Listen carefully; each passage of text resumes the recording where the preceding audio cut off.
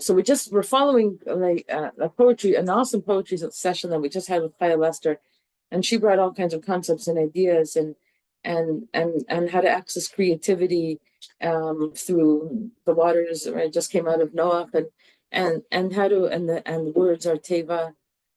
So the teva. She didn't say that, but anyway, I'm saying it now. In any case, we're going to now delve into the sweet waters of Rav Kook's language, teachings, and ideologies. Just a show of hands. How many people are familiar with Rav Kook's teachings? A little bit. It's part of what got me made me have make Aliyah. Fantastic. Okay, so share with me what about Rav Kook's teachings?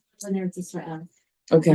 It's first of all, what his writing is just stunningly beautiful. Your Hebrew's good enough to understand the Hebrew? I have to read it in English. Okay. And I did the Hebrew in English, but okay. I won't understand it in okay.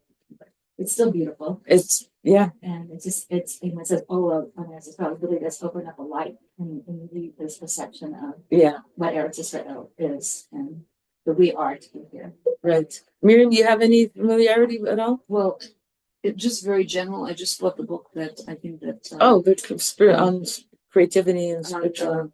No, the general overview of Rav Kook. So I just bought that to read that. Very nice. And we live. I feel like very blessed because my apartment overlooks the shul, looks into the courtyard.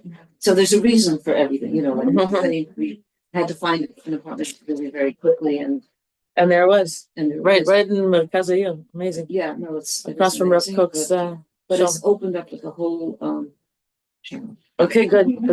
So opening channels is what Rav Kook is about. It's opening channels of our neshama straight to the spiritual depth and wealth and of the godliness that exists within everything in creation, and everything becomes alive and full of vitality and full of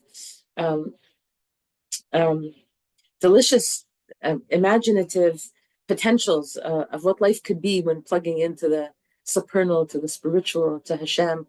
And we all have it within us, and we just have to unplug whatever's blocking us to connect to those deep waters. And so today, so what I brought today is from Shmona Kvatzim Rav Kook. Shmona Kvatzim are Shmone, 8 Kvatzim, collected writings that his son Rav Tzvi Yehuda Kook put together of his father's writings, and he set them up in 8 chapters. And in previous terms, I brought a few paragraphs from the 8th chapter, from the last chapter, but somehow to get into it, what am I going to do this time? I opened up the first perek, and it grabbed me, and it caught my attention, and we're going to attempt to go into it. Now, I say attempt because Rav Kook's language is in Hebrew. It's very poetic. It's very poetic. That's why I decided to do this after poetry. We like to pair up artistic expression with Torah. So he writes in poetry, even things that are set in paragraphs read like poetry. There's a rhyme to it. He just pulls on the imagination so much. He's so creative. He's a creative genius that way. And he also wrote poetry, like collected poems of Rav Kook.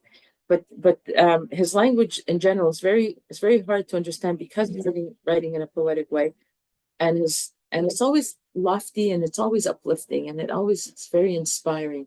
And when I say attempt, it's because Bezrat Hashem, Siyata Dishmaya, will be mechaven to what his intention was in saying these words.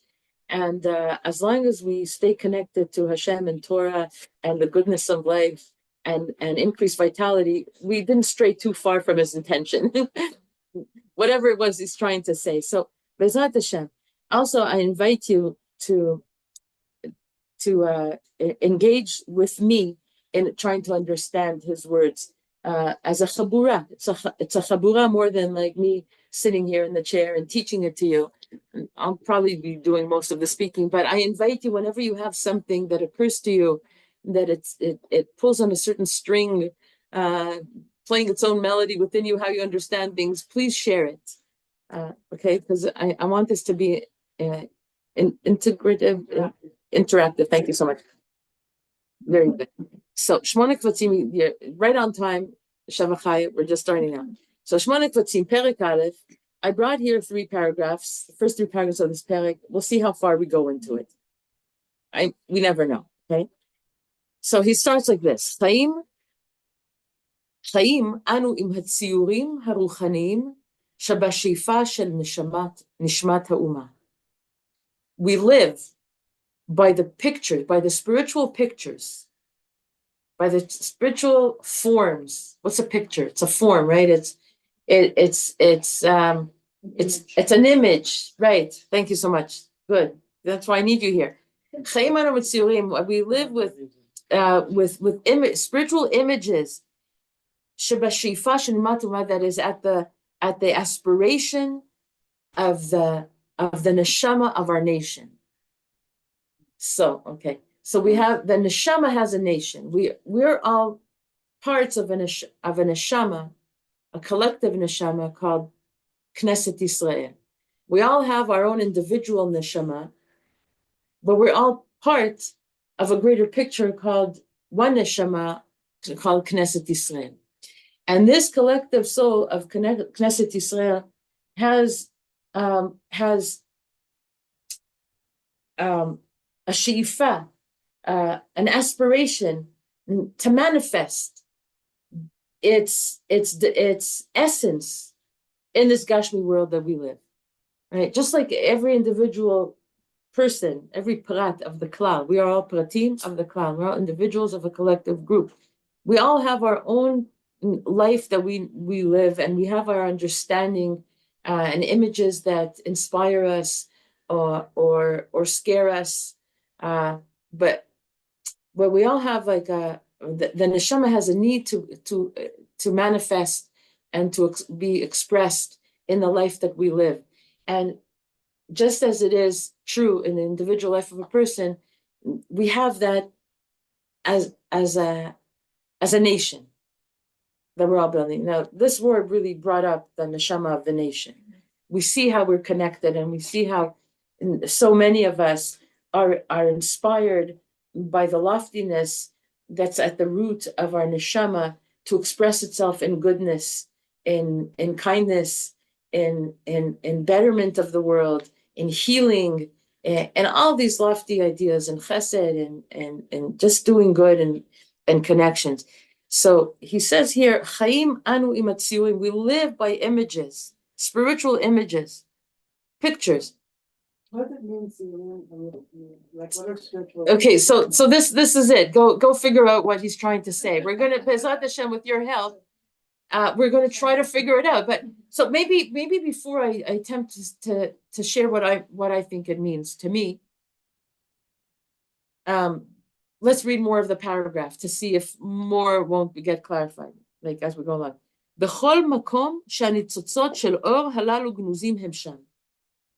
Every place that holy sparks are gnuzim, are treasured within it, our ganuz are hidden within it, they are there. What's them? That they are there. Hem sham, the tziyurim ruchanim. These pictures, these images of spirituality that just need to be expressed, that want to be manifested and actualized and show up. But they show up first in the neshama as an image, as a potential, of a wanting, as a she'ifa, of an aspiration. We go towards something that starts off as an idea in our head, a ratzon and a neshama that hasn't yet been expressed, but it calls upon us. We're attracted to it, and we desire it, but until we manifest, until we actualize it, it's just potential. It's just a tziyur. It's just a form, an image. I don't know if I'm using the word form here correctly, because in philosophy there's tziyur, but there's an image, and it's tziyur. Tzura is the form.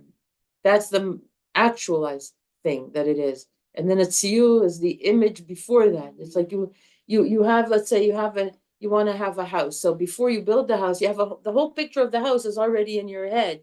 You know where you want the kitchen, and where all the bedrooms, how it's set up, where the stairwell is going to be, and right? The image is there. And then And then you have to go and execute it to bring it into actualized potential, not just potential.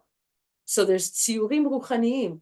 We have spiritual aspirations, desires. We want to have manifested in this world. Chaim anu, and we live with those. Rav Kook says we live with those tziyurim, with those images. Ruchaniim, spiritual. Like, in other words, we're not talking about a Gashmi house, but now we're talking about a spiritual house. Of what that means, like Shifti Hashem, Shifti Hashem, no, what is it? Shifti Beveit Hashem Kol Mechai. I want to sit in the house of Hashem. And he's not talking about David HaMelech, he's not talking about a physical home. He's talking about the whole world should be the house of Hashem, speaking out and calling out to connect to godliness in all aspects of creation. The whole world should be that house. And it's a tziyur. It's expressed, that idea, that life that David HaMelech wants to live is expressed in a picture form of a house of Hashem, right? So, yeah.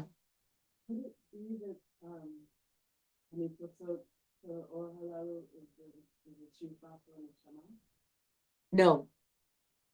That we have a neshama. No, maybe I shouldn't say no. The nitzotzot of kedusha are aspects of godliness that is within every aspect of creation. There's creation is begging us to connect to Hashem because there's nitzotzot of kedusha in everything that exists, which wakes up our she'ifa to connect to it. It's not the same, right? There's as I was preparing for this, I was reminded of something I came across Rabbi Nachman, but I want to bring that Rabbi Nachman here from tomorrow, but let's continue the words of Reb Kook. Let's see what else he's going to say here. So what do we know so far? Life, no, we live with these spiritual images, with these that beg us, that attract us, that call our attention, by way of aspiration to reach them, okay, to manifest them.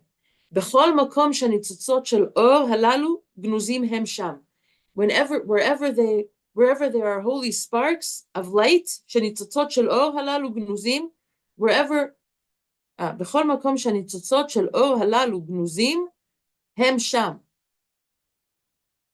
there's nitzotzot of or, there's sparks of light. And they are hidden, they are concealed, they are ganuz. And wherever there are sparks of light, then the tziyurim are there. They give rise to images because that's how our mind works. We don't think in abstract. We hang things on things that we come through our senses. We have our senses, we have our sight and our hearing and our smell and our touch and our taste, and this is our contact with the world, but there are also inner senses. And so there's the inner senses, the roots of which are in imagination and holy imagination. There's non-holy imagination, but then holy imagination that will then allow us to connect to lofty ideals. These images are not concrete, right? They're not concrete. That's why it's confusing, because it sounds like a form. It's a form that whether it becomes concretized. If I say, okay, close your eyes and think of love. You know what? Close your eyes. I'm giving you and think of love. Think of love. What gets conjured up in you when I say the word love? It's a spiritual concept. Okay, open your eyes and share with me what came up.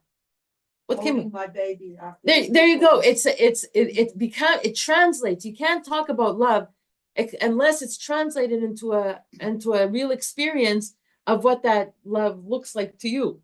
And every person would have something else coming up. What was love for you? Kind of silly, but floating hearts. Valentine hearts. I caught that. It's okay. My mother was born February 14th, so we're connected. There you go. It's going to come up as an image. There you go, right? And we're walking around with images that are translations of some lofty thing that we can't speak about unless we give it some sort of form, image. tangible something, even in our head. So I read about Reb Kook superficially. So what I was always amazed is the anecdotes about how he was so respectful of the non-religious Zionists and the kibbutzim up north, and very, very respectful of them. And I had a hard time understanding he was on such a lofty level and so holy, and yet there wasn't a sense when he would go visit them. I didn't have the sense that he was in any way criticizing them, but he was really admiring them. This is making sense now. And how did you start your sentence? He respected them. Is that what the word you used? I think he's I would say love them. I would say even more. It's not like he really believed that they were doing holy work. Exactly, right.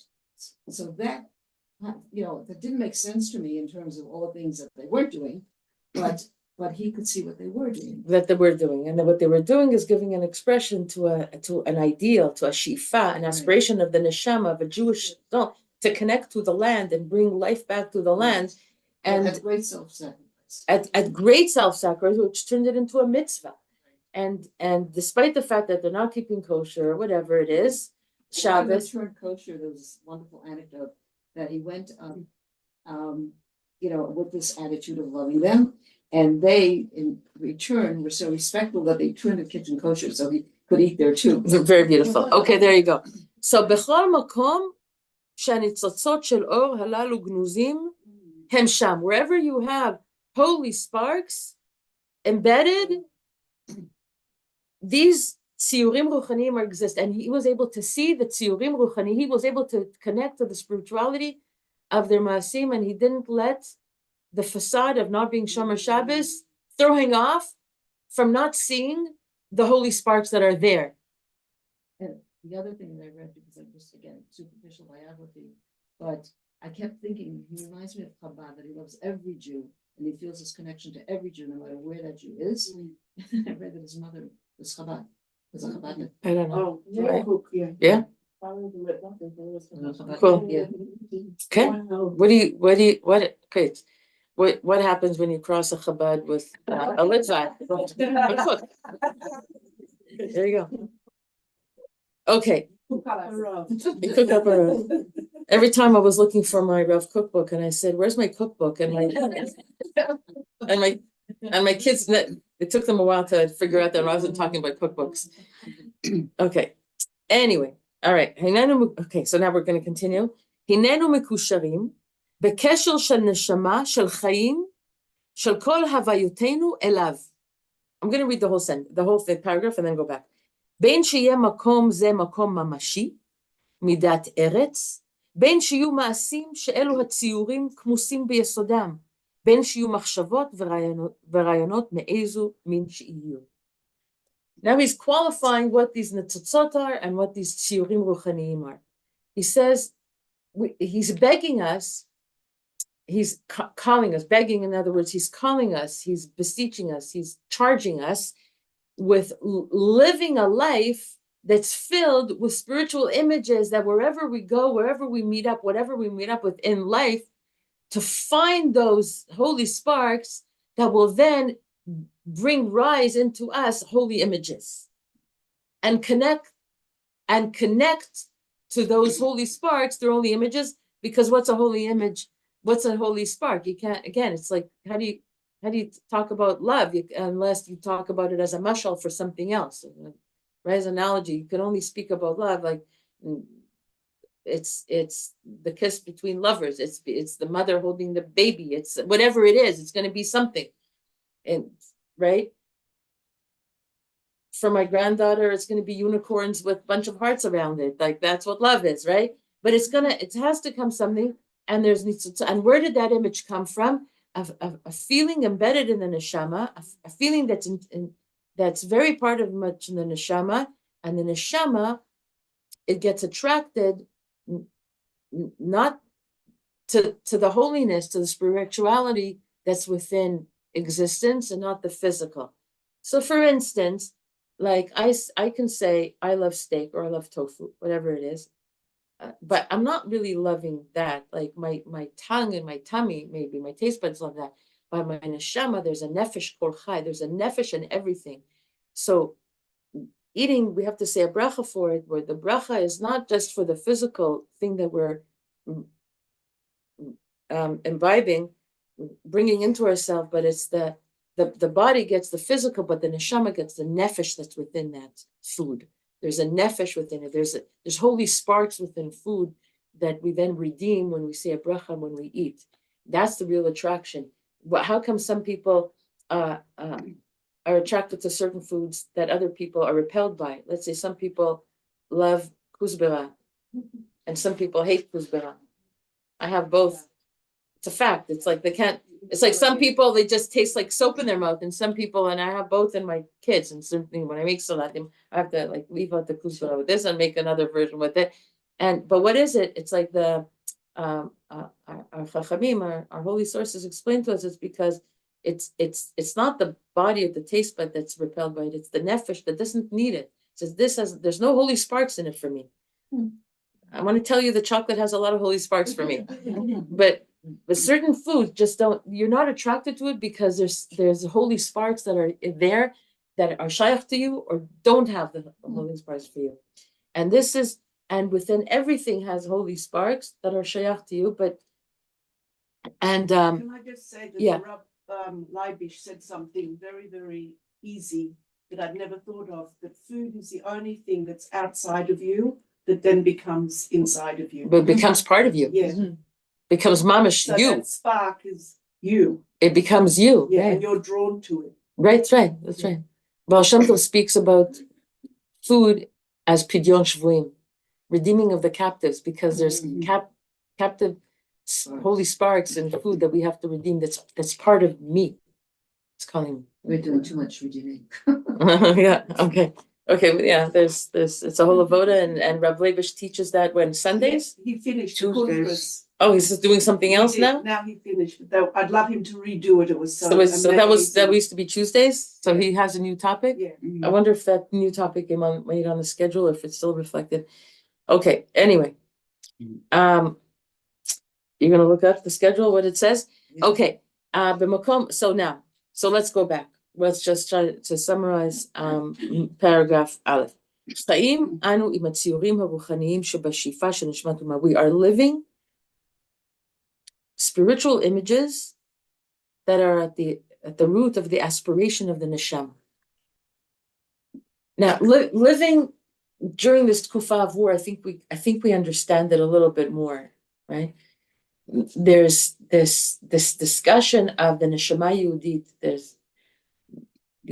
I think I listen to the news too much. I really got to stop. It's really making me meshiga. But you have the channels that are in keeping with your hashkafat chaim, with your outlook on life, and then you have other ones that are just like left-brained, minded people. I don't know where they come from. Like, I don't get it. Why am I bringing this? I have no idea how I started and where I'm going with this. We are living spiritual images. What was the rest of that sentence? That is at the aspiration of the neshama of the nation, and there's a neshama to the nation, and this war is the news that you resonate with, that's showing the rising of the Jewish people coming into our Gevurah. Thank you. Those are the words. That you see that's an example of. Yes. Say it again, because that was very beautiful and eloquent. Say it again.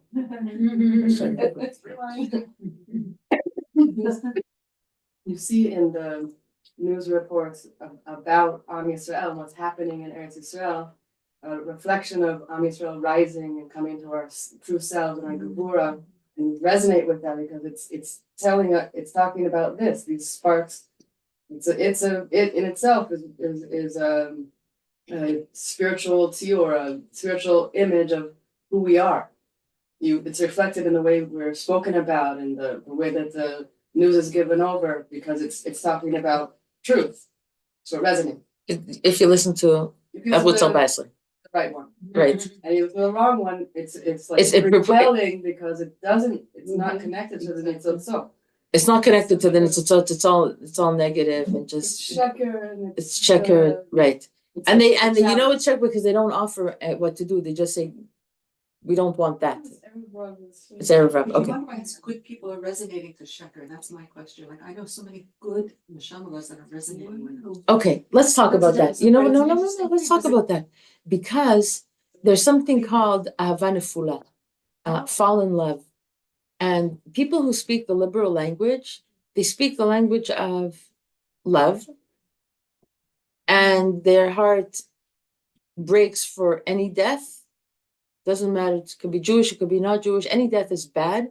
So there's some kernel of truth to it, but it's misguided because you're allowing devastation to happen. You're calling evil good. So they're it's not like they're not holding by some element of emet, but it's misplaced. They go to that place, but it's confused. It's a bilbul. The other side uses it.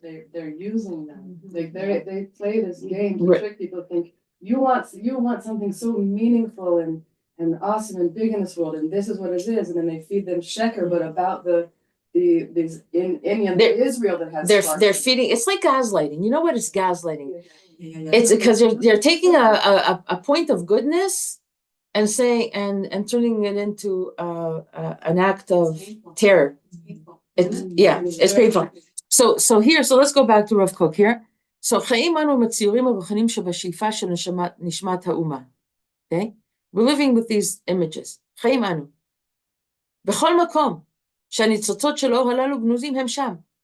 And when he says this, I think he's calling us, he's charging us to be able to connect to the lights of sparks of light and holiness, so that what fills up our imagination, the images in our mind, are going to be that which is going to help the neshama manifest and not dwindle its light.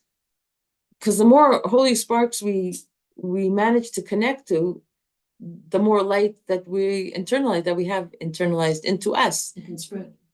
Spiritual, and then the sharper the images and the less confusion you have of who I am and what I'm here to do in this world, right?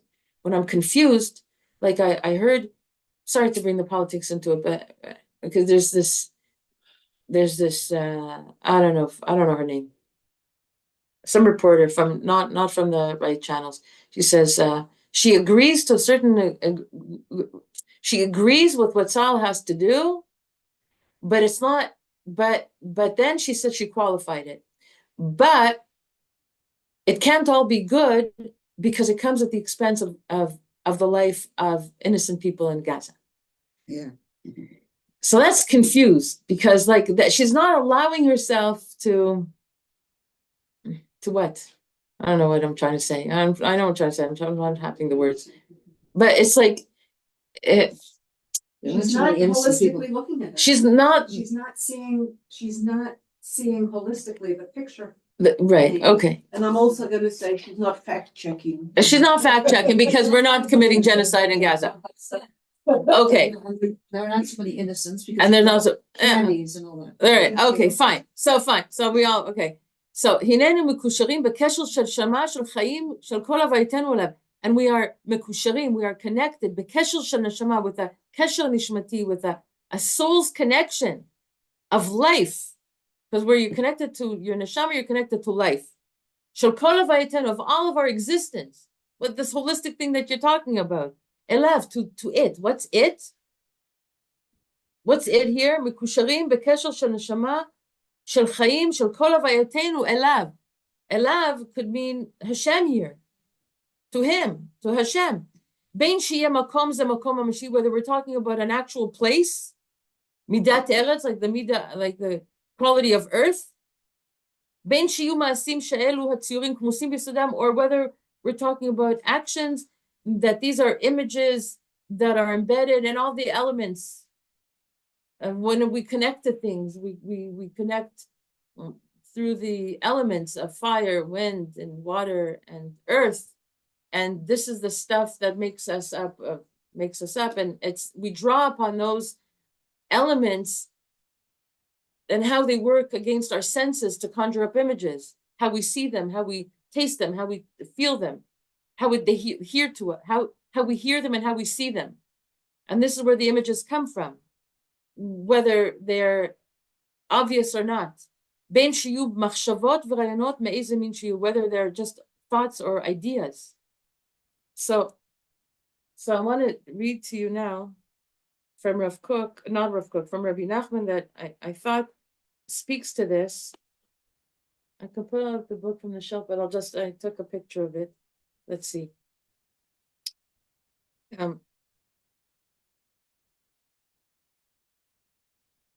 Rabbi Nachman, it's also from Rav Kook. Rav Kook, in a previous one of these sessions that we did, he told us that everyone has to find their melody. Everyone has a shir, everyone has a song. And we have to find, everyone needs to know what song they need to sing. And we're not talking about necessarily on an instrument or a melody that you sing, but it's a song of life. Now, Rabbi Nachman speaks about melodies a lot, and the melodies are made up of choosing the right notes to pluck, and which nekudot, which points in life to take to ourselves, and which to bypass. And when a musical melody line is made up of all the potential of all the notes that can be played, but I'm choosing right now. I'm going to play this note, and after that I'm going to choose another note, and now I'm going to have a pause, and now I'm going to have a trill, and it's a matter of how to play those notes that makes up the melody of my life. In other words, things happen to us, and we have to create a melody of what to choose, what to go towards, and what to let go of. So here, I needed to give you that as a background for what Rabbi Nachman is going to say. Through the playing of the melody of the hand, through this, the imagination. Let me just go to the English. Hold on. I'll just go straight to the English. For by playing music with the hand, as mentioned above, the imagination is subdued from running into wrongful places and maintaining itself in the realm of holiness. Then he merits memory, which is the aspect of his knowing how to understand all the hints. This is my point. Understanding all the hints that are in each thing in the world. There are hints in everything in the world. These hints are the aspect of the vitality of godliness, the aspect of the feet of holiness that are enclosed in all that exists in the world, as explained above. This is the explanation of who has established all the ends of the earth. He elevates and establishes the feet of holiness that are enclosed in this world, as explained above. Hold on. Oh, that's all I brought. Okay, we see that Rabbi Nachman is also full of imagination and poetic expressions here.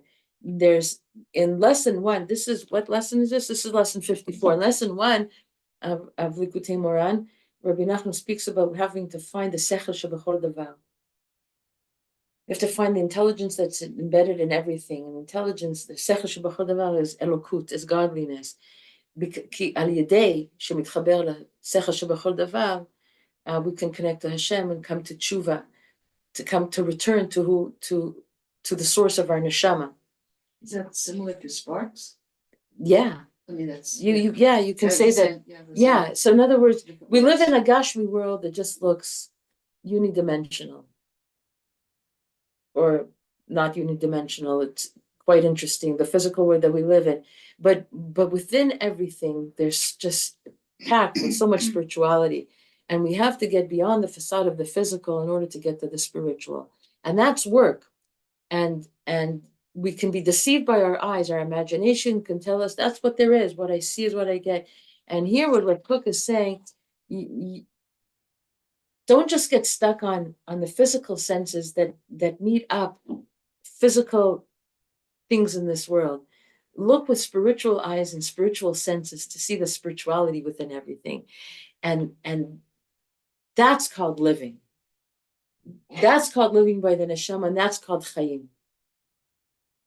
I'm going to stop talking now, and I want to see where all of this landed with it. Is that a reflection of Cook's words? You're I saying think so. that's what he's saying. I think to me that's what it's saying here.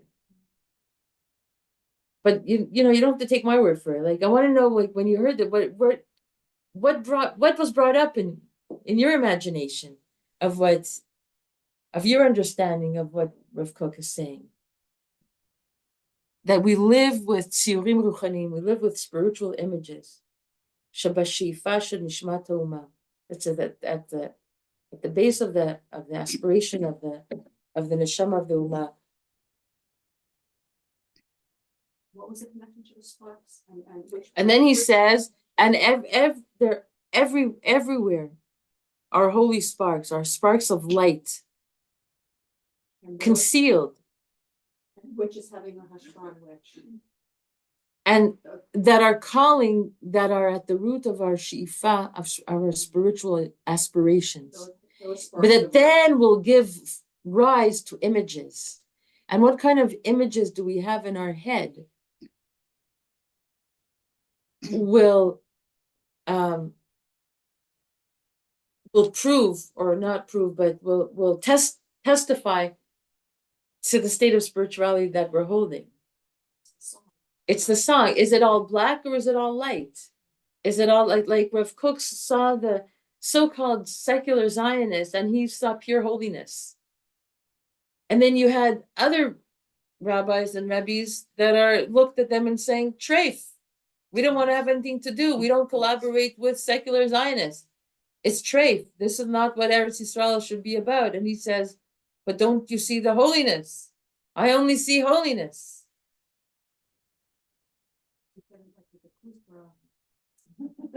We need to absorb different sparks, which is why we're all chemically attracted to different things, right? That's right. So that we can do that.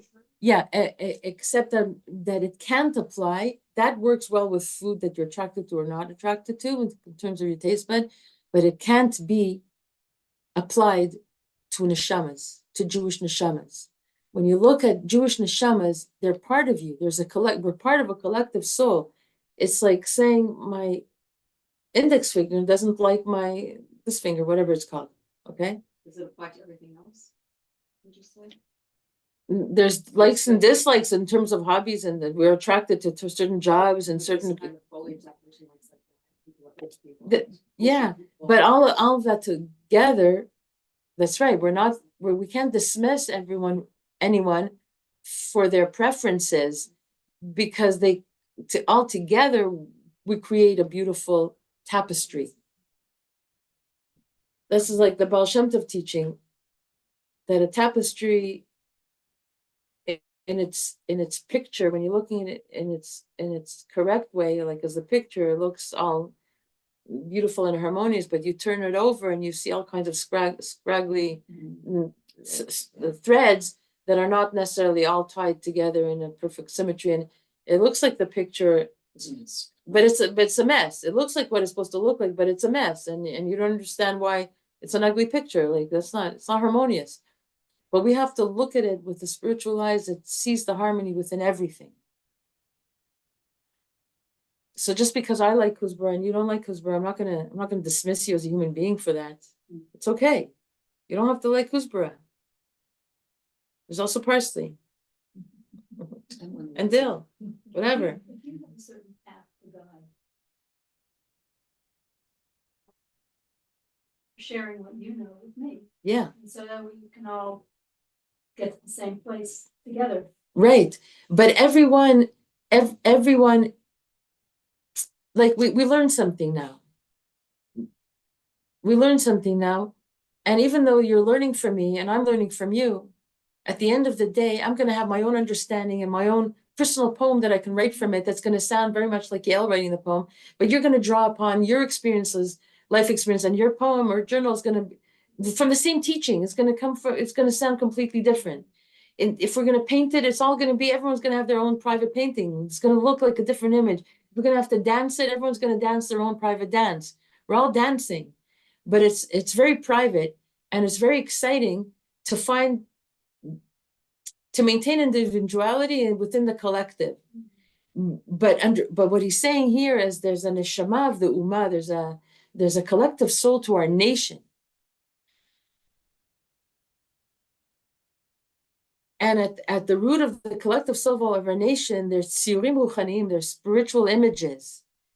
And those images are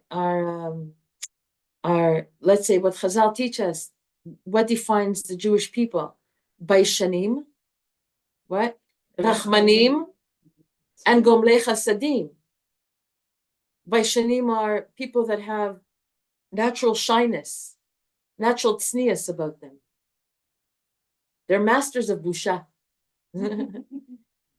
Baishanim is a master of busha. Like I know where I'm crossing a red line, where I've defiled my tzniut. This I have to keep private to myself. And we have to have baishanu. We have to have we're rachmanim. We're full of compassion. Our heart bleeds. We just want to give shefa and good. When we see something hurting, we want to fix it, but in a matukan way, not in a false way. Like you're gonna now reward criminals with all kinds of things, because they're also human. There's places for punishment. But Chazal say, if you're rachman to someone who's cruel, you end up being cruel to someone who you should have rachamim for. So it's an avoda, it's a Torah that we have to learn how to do it. And then the last thing is gomlei chasadim, to do acts of loving kindness. Now, that defines, those traits defines the Jewish people. How I'm going to define, how I'm going to bring about my personal tzniut and busha and rachamim and milut chasadim. For some people, it's making up, sending 200 challahs every week from their own kitchen to the chaylim and the friends. Fine. For other people, it's to help the miluimnikim's wives. These are the examples that our life experience now is presenting to us. Or some people, it's dealing with the kids, and now their father is missing, and you have to step in to be a little bit of a parenting role for them. Whatever it is, right? And in our private life also, with our own kids, we're not even those who are not affected in the front lines, directly affected by the war, because we're living in Yerushalayim. We don't really, unless we read the news, we don't really have any contact, because we don't really know anyone who lost a life, or Patsua, or now is in the war. But me living my life in holiness, me living my life, filling my imagination, my mind with holy images of that's, and what defines holy images is not necessarily something that's going to be connecting me to Hashem and necessarily connecting me to other neshamas of the Jewish people. If how do I know I'm not on track? When I feel pirud, when I feel disconnected, when I don't like this one, that one, and I'm critical, and I'm not, and it's causing me to the love in my heart to be diminished and be open from expressing itself. And if you connect to the holy sparks, to the nitzutzot HaKodesh, nitzutzot Or, light attracts light. Light, it feeds off the light of our own neshama. We're going to feel enhanced. We're going to feel more powerful, because there's more light of the neshama in the vessel. And unless we turn it into images, translating into form, into images of what that translates to look like, it's just a theory that goes nowhere. It's very nice, you can talk about it, but unless tachlis, we have to be able to bring it into tachlis, translating into actions. That's why he's saying they teach you a lot about yourself, the images. Not like the person's writing in a creative mode, and Yeah. they're putting together Yeah. their images. Yeah. They're working at it. And Yeah. they're coming out in expression, whatever that expression. This is like still raw. These images here are still raw. If they're raw, as long as they're stay in your head. So we're not there yet in this. We have to translate it. He hasn't talked about that translation. So the translation is always action? Yeah. Yeah, I mean, in other words, if it stays as the image and it doesn't move to action, then. Yeah, but having an image is important, because then you know what to do. It gives you a direction. which direction you're supposed to go. Creativity, really, isn't What? it? It's sort of like the root of creativity to a certain degree. I think so. I think So, you but can we take it haven't into read all that kinds yet. of ways. We What? haven't really gotten there yet in this piece. In this right? piece of how to do it, let's read Where bet. it's We have time for bet. מי שבא לקוט סעיפים הללו, מי שממעט את חילם, את כבודם וחשיבותם אצלנו, הרי הוא ממעט את לשת חיינו, ולנגדו אנו מתקוממים בכל מלוא כוחנו. Whoever comes lakutz, whoever loathes these paragraphs, whoever doesn't accept what I'm saying here, I don't know what he means by sifim. A sif is a paragraph. Whoever loathes, like what I just said, lakutz means to loathe. Someone who diminishes, who minimizes their chilam, their chayil, their koach. Et kvodam v'chashivutam etzleinu. Their honor, whoever minimizes their honor and their importance to us. I think it's talking about the nitzotzot of Kodesh. That then, if we connect to the nitzotzot of Kodesh and we allow our neshama to be attracted to it and go with it and connect to it, then it's going to give rise to holy images that's then going to move us in a certain direction. If whoever minimizes it, dismisses it, harehu mema'et et leshet chayenu, harehu, this person who minimizes and diminishes it, mema'et et leshet chayenu, mema'et minimizes, diminishes the essence of our life, the tamtzit, like essence. What's the essence of something? Like vanilla essence, extract. The extract of it, like that, the thing that's essentially what it is, makes it essentially it. The extract of life. That is the essence of life. We have to get to what basically is at the core of our life. It's a tamtzit. It's an extract of life. Concentrate. Thank you so much. And against that, we come out in full force against it. We rise up in rebelling against it. So if I'm sorry I'm bringing it to politics again, but these are the examples that I have running in my head now, like this on certain channels and certain forces. Thank God they're not the majority of the Jewish people now, but they actually are having a front. They are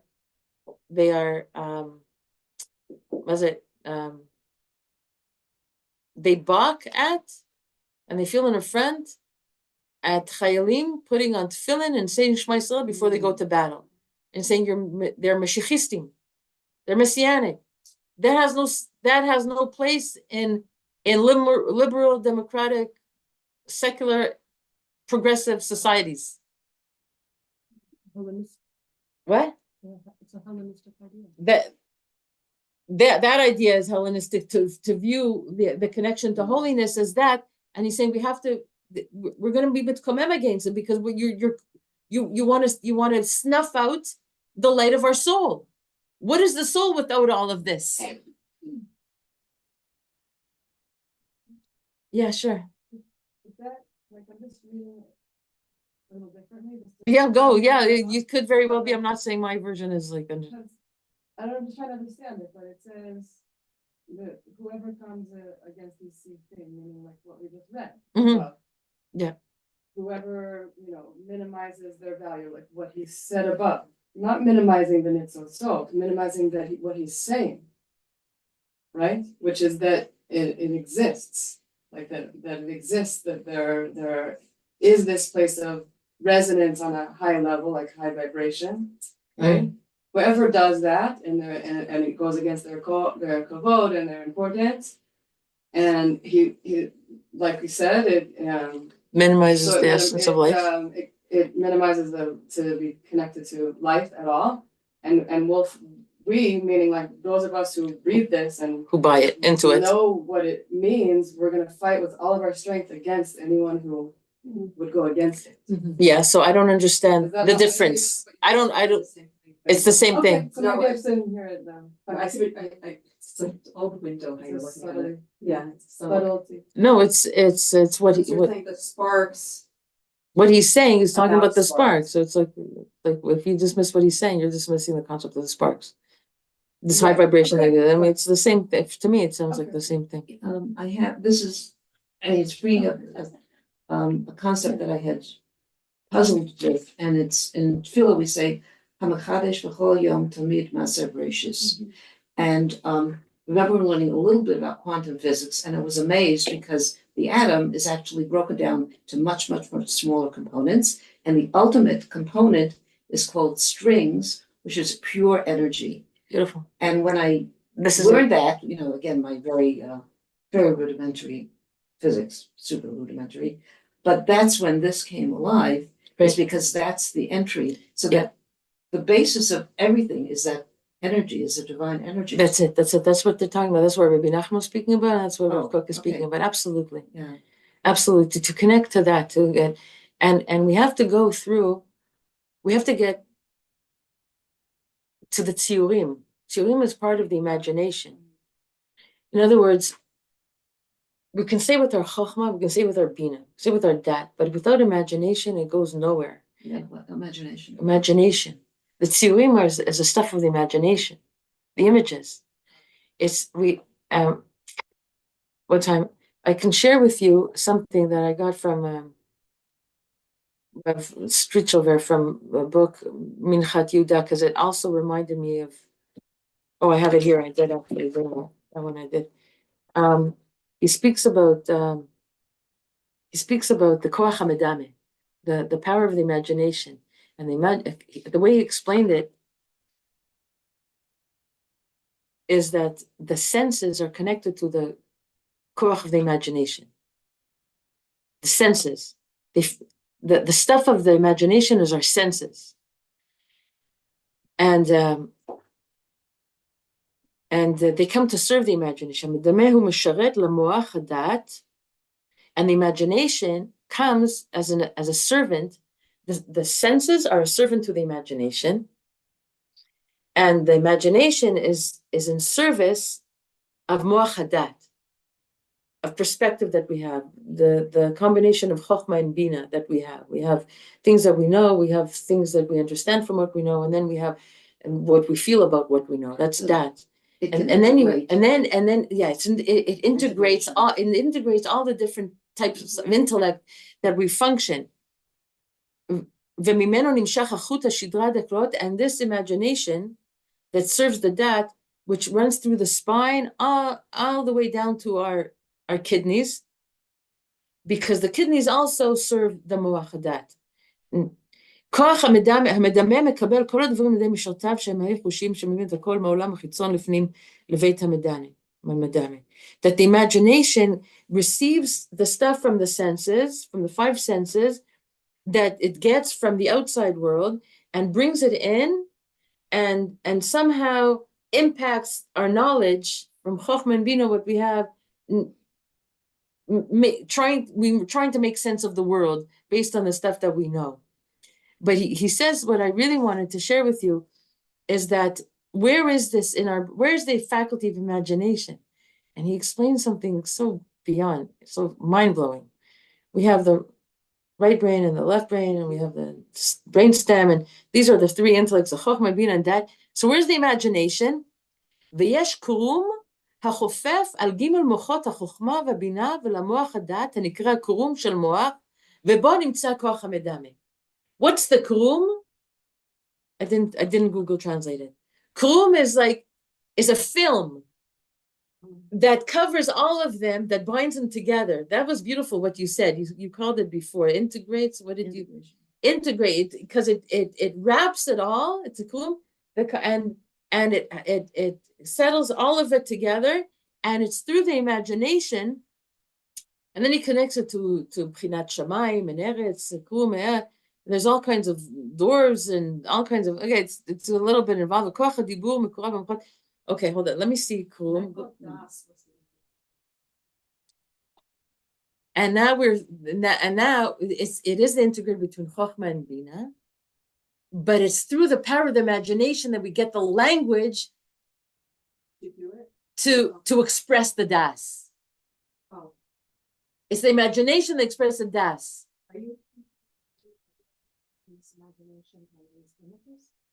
It's the source of our images. You think we could be using that interchangeably with these ideas here that Rob Cook is bringing out about the images that come from tuning into the You have to spark. ask me again. You have to ask me again. What the beginning of Rob Cook's Membrane. Frum is membrane. There's a membrane that wraps all of it together. But go ahead.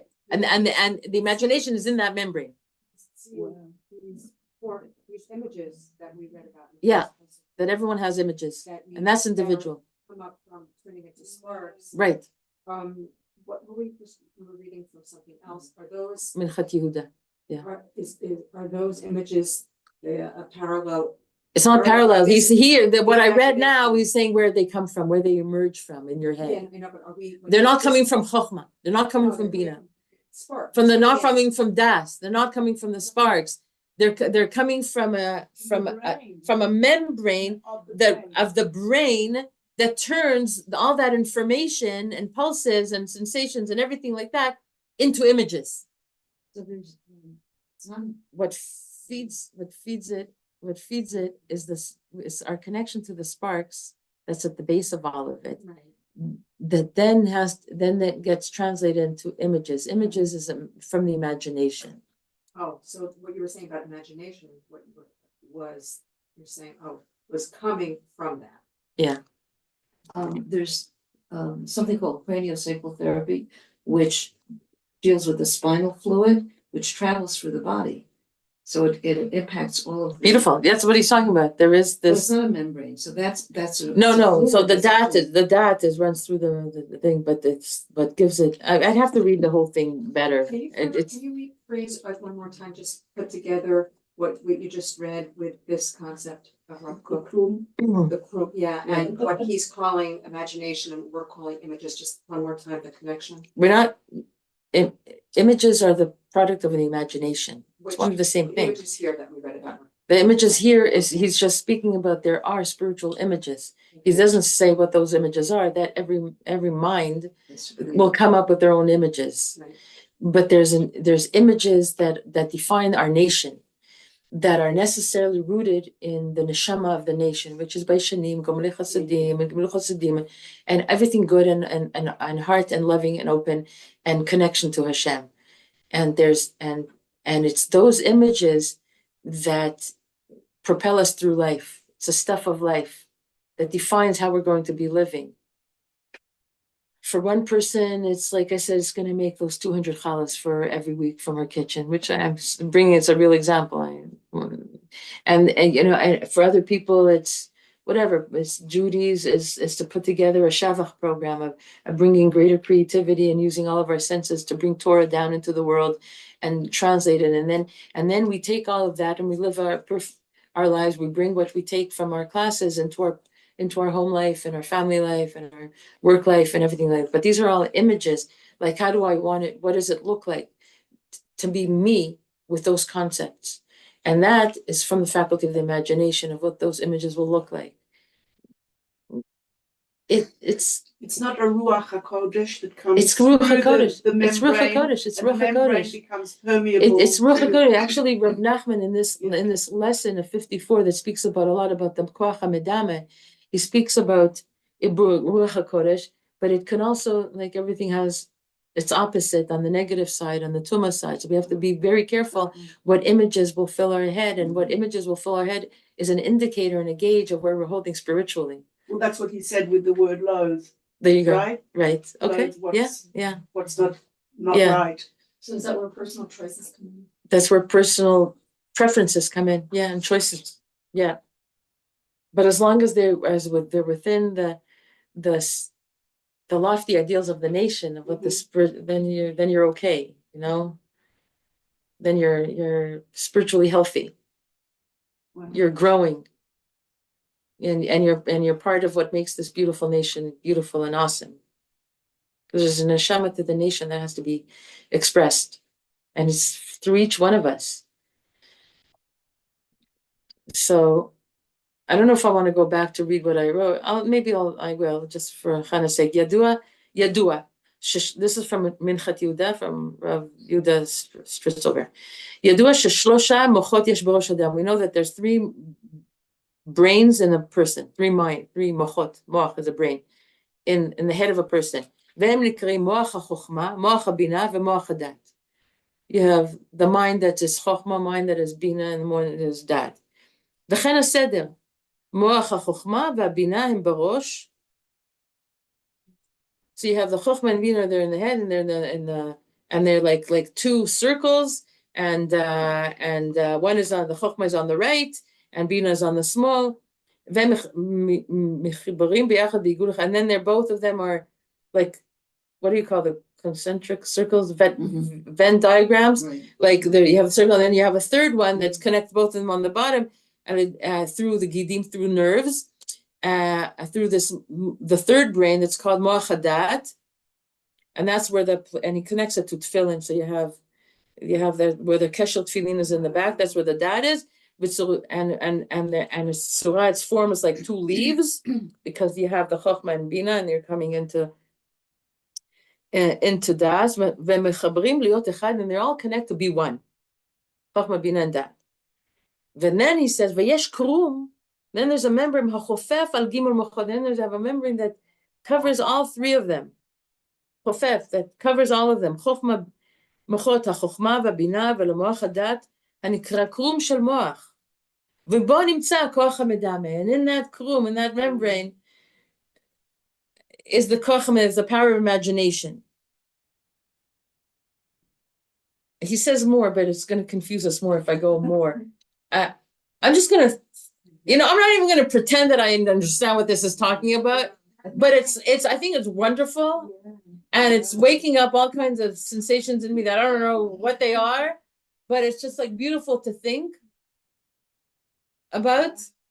And what I want to find is something. Instagram. It's something that the basis of Shevach Torah in our program. Instagram. Okay, hold on. I don't know. It's something that I found from Eish Kodesh, from Kolomonos Kalman Shapiro. Eish Kodesh Instagram. The perpetuates Narav, and he says something about the imagination. Where's Shevach? Here's Shevach. Wow, I found it. Oh, but see all. I have to go back a few years. Allow access. Okay. Oh, and don't tell me I have to go through all kinds of notification. What do you have to I want to just see it. Just like, what do you suggested you. See all. No, I don't. Okay. I can't find it. No, maybe if I press okay. It's loading. Yeah, I found it. Something you just have to know what to click on. And he says something like this, and I think it's beautiful. And this is it's an instruction. It's a good summary of what we just did. Wow, I didn't realize our Instagram account had so much. Nate must have been posting. I don't check it, so. Okay. Didn't know all that was stored, huh? No. Wait. It's worth the wait. Believe me, it's worth the wait. It's worth the wait.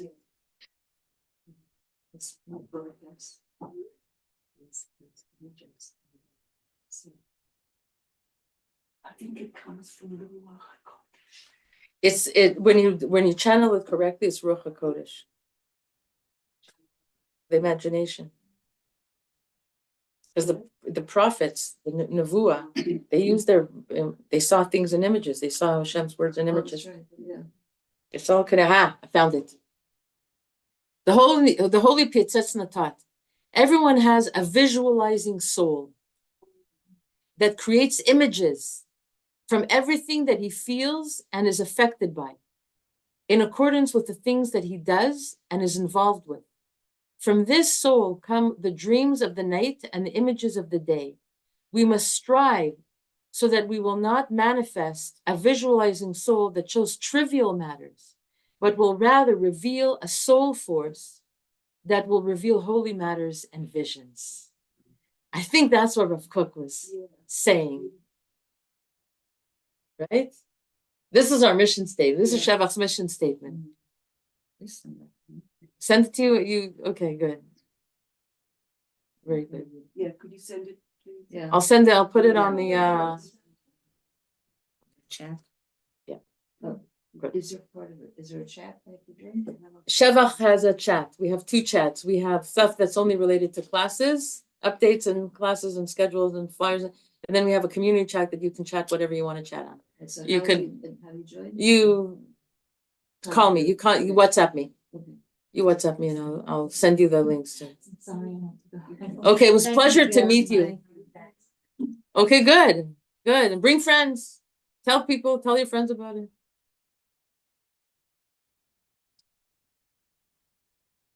And so you have my email, but if you want WhatsApp updates also, because sometimes like things happen and we may miss a class or something. It's good to know. Thank you. It's always Thank you. cool too. Cool too.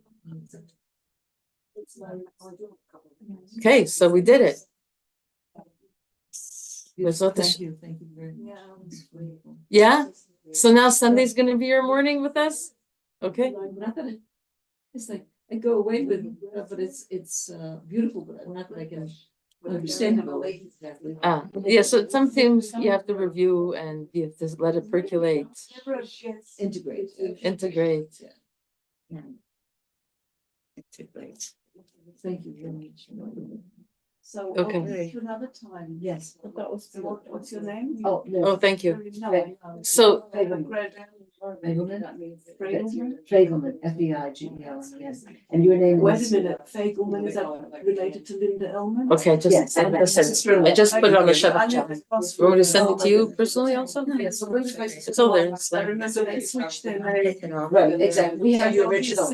Yeah. No, your So my husband and my my brothers, yes. I was a